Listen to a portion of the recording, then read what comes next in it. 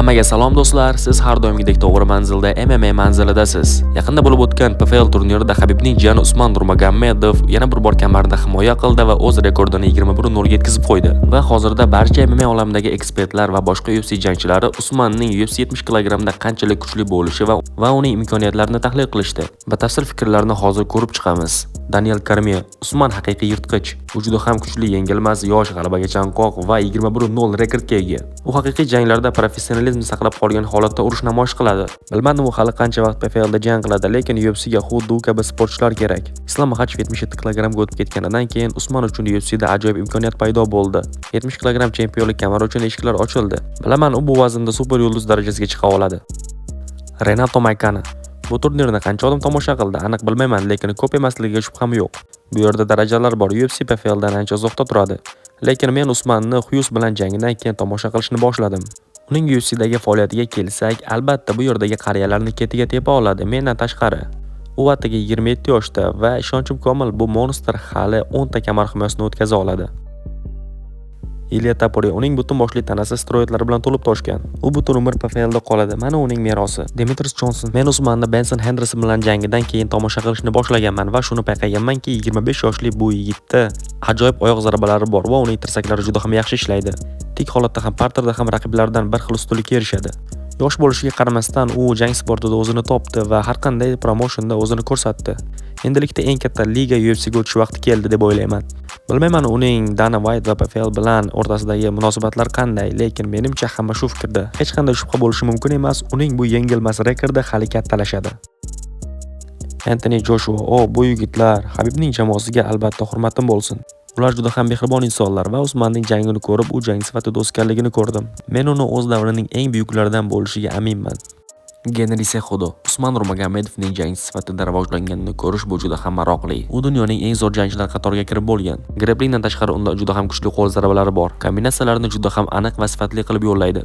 Va bir narsani e'tiborga olish kerakki, Habib jamoasida boshqa yigitlarga qaraganda Usmanning trash talking qobiliyati juda ham kuchli va UFCda ayni damda shu jihatlar katta rol o'ynamoqda. Ingliz tilini juda ham yaxshi biladi va mahoratlaridan tashqari gapirishi bilan odamlarni o'ziga jalb qila oladi. Dricus Du Plessis: UFCdan keyingi eng katta promotion bu albatta PFL. U yerda ham o'ziga xos kuchli jangchilar bor. Pettis, Hughes, Jeffrey bu mening do'stlarim. Usman Nurmagomedov esa baquvvat jangchi. U UFCdan tashqarida ham juda ham katta nomga ega. U boshqa Nurmagomedovlarga qaraganda ajralib turadi va hech qachon soyaga tushmagan.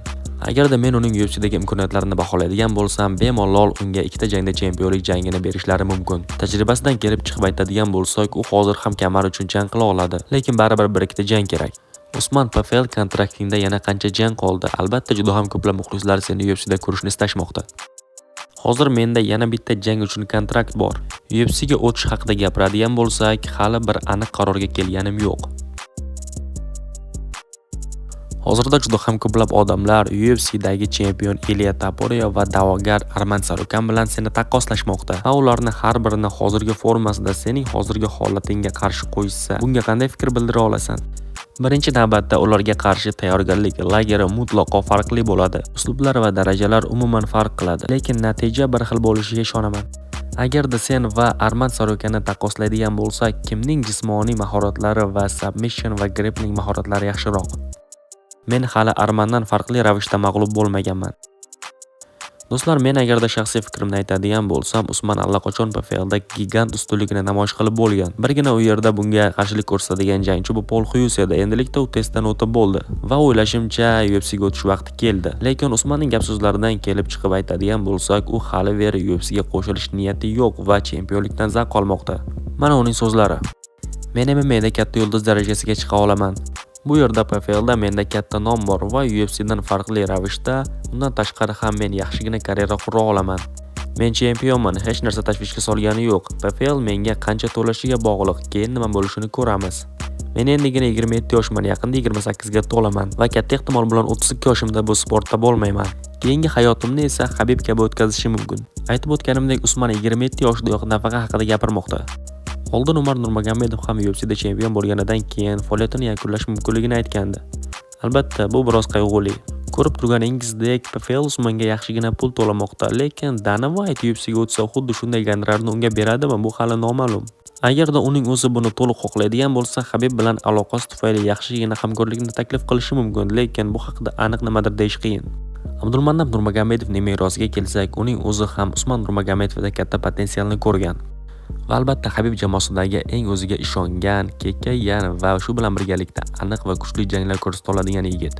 Uning top darajada ekanligiga shubha yo'q, lekin UFC'da ham uni ko'rish bizga juda ham maroqli bo'lardi. Nima deb o'ylaysiz? UFC'da bu yigitning nolini olib qo'ya oladigan kim bor? U ortiqcha baholanganmi yoki rostdan ham Usman Habibning jamoasidagi va Dog'istondagi UFC'ga mos bo'lgan eng kuchli va yaxshi gapirish qobiliyatlariga ega bo'lgan yigitmi? Bu haqida fikrlaringizni batafsil kommentariyada yozib qoldiring. Agarda video yoqqan bo'lsa, like bosib, kanalga obuna bo'lishni esdan chiqarmang. Hammaga rahmat, biz davom etamiz.